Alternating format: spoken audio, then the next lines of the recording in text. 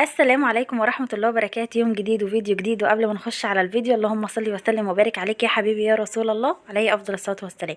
تعال نشوف ال5 جنيه القمر دي عملت معانا ايه. هي ال5 جنيه لسه بتعمل حاجة؟ بتعمل.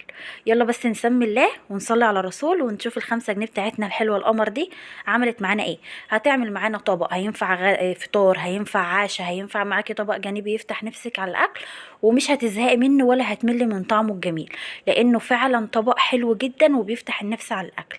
يلا بينا على الفيديو. ما تنسيش تعملي لايك واشتراك، ولو انت جديده حطي لي كومنت عايزه اي حاجه نزلها لي وبعون الله هعملها لك، ومفيش مستحيل. يلا بينا على الفيديو نشوف عملنا ايه. انا جبت حبايه من البطاطس كبيره، احنا هنحسبها ربع كيلو من البطاطس ب5 جنيه. وبعد كده كل حاجه حوالين البطاطس سهله وبسيطه. اول حاجه انا جبتها كده قطعتها مكعبات وسلقتها في ميه وملح وكمون.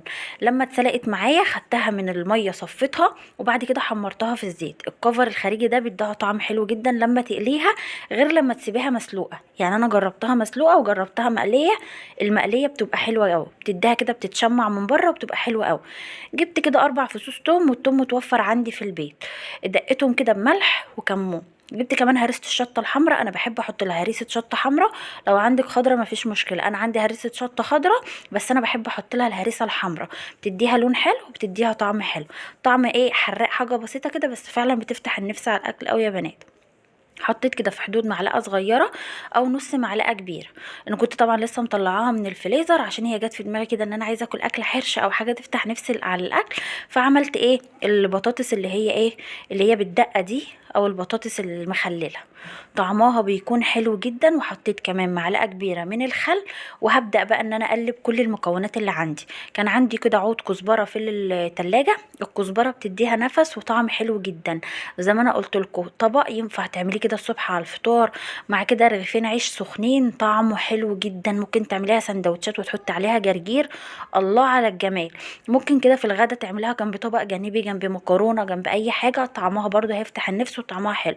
ممكن تعمليها كوجبه عشاء برضو جنب اي حاجه، حته جبنه ولا كده، مش هتشتكي ومش هتقولك لا. بدات كده ان انا نزلت بقى بالكزبره، وبدات ان انا اقلب بقى كل المكونات مع بعضها. شايفين الهريسه الحمراء بتديها لون حلو وطعم حلو، الهريسه الخضراء برضو مش هتقولك لا، او لو فلفل بارد مش هيقولك لا. بس انا بحب احط عليها الهريسه الحمراء، بتديها لون حلو كده وشكل حلو في الطبق. بدات كده ان انا اغرفها.